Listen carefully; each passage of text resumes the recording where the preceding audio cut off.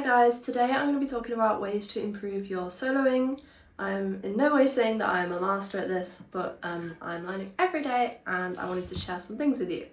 So, one of the things I notice when people first start playing solos, and this is something that I've had asked a lot, is how to make it sound, more melodic and less kind of like notes just being played. So let me give you an example. Something I see a lot is, a scale, let's just say A minor pentatonic is what we're going to focus on this video.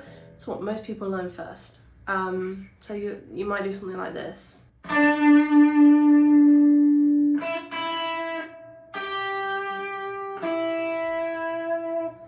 Okay, what do you notice about that?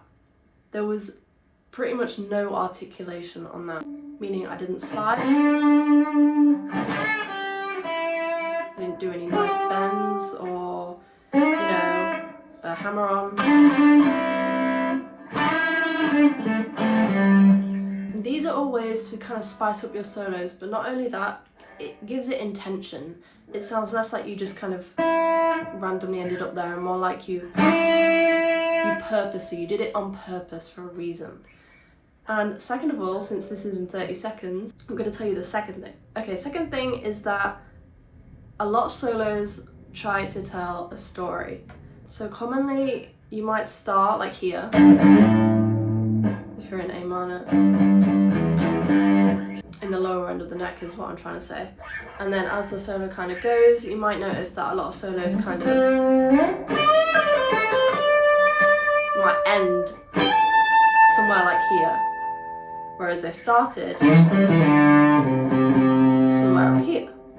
And for me, I think that's because it builds kind of an emotional journey through the solo, and it makes your solo sound more powerful. It also keeps people interested when they're listening.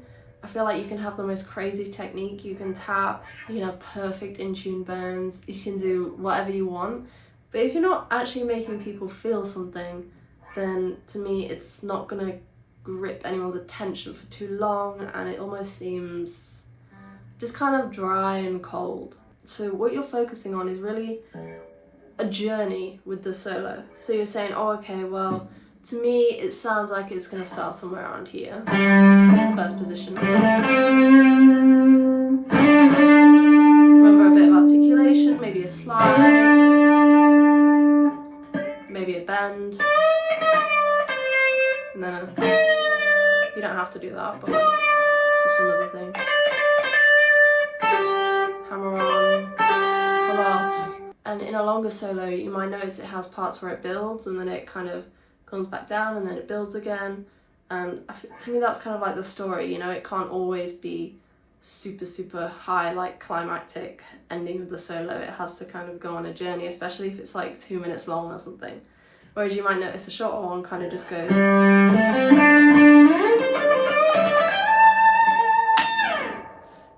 almost more fast-paced. It will kind of start there and then kind of end up here quicker. But they don't always do it like that, okay? This is just an example. So I'm thinking, let's put on a backing track. I'm just going to give an example of no articulation, just kind of doing this kind of thing, which I think is normal at the start. You're trying to, which note kind of fits where, and does this sound good, which is totally normal. But if you're looking for a way to kind of make it more solo-y, then this is it. Okay, so this is called Sad Minor Blues Backing Track Jam in A minor. So this is just a random track I found on YouTube by Backing Track Studio. I'm going to link it in the description, but I'm just going to play it anyway.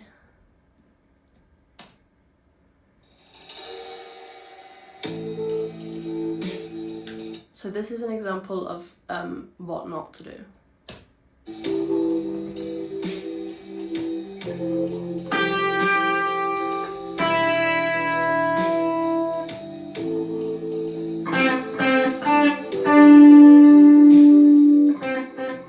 So as you could hear, I was just kind of going, oh, okay, does this note sound right? Oh, yes, it does. Let's go to this one. What you need to do is kind of hit the note with intent. You're saying, oh yeah, I really... Well, sometimes you might even include a rake, it's like a muted rake until you hit the note. On some notes you might want to give it a little bit of vibrato. On some notes you really want to... And do it with intention and energy.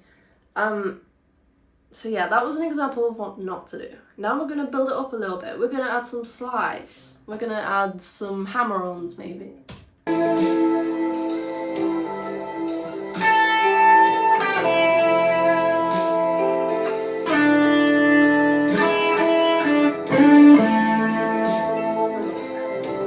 So yeah, I was just trying to show a bit more articulation in there. Then thirdly, we're going to add a bit of a story to it, a bit of progression, a bit of, saying progression. Let's actually read what the chord progression is, because you want to try and follow that somewhat as well. So the chords are A minor, G6, F, E7. I'm just going to do a basic A minor, G, F, E7. You can hear that's kind of what's going on in the track. It's always good to know what's going on harmonically as well in the backing, so you can try and follow it.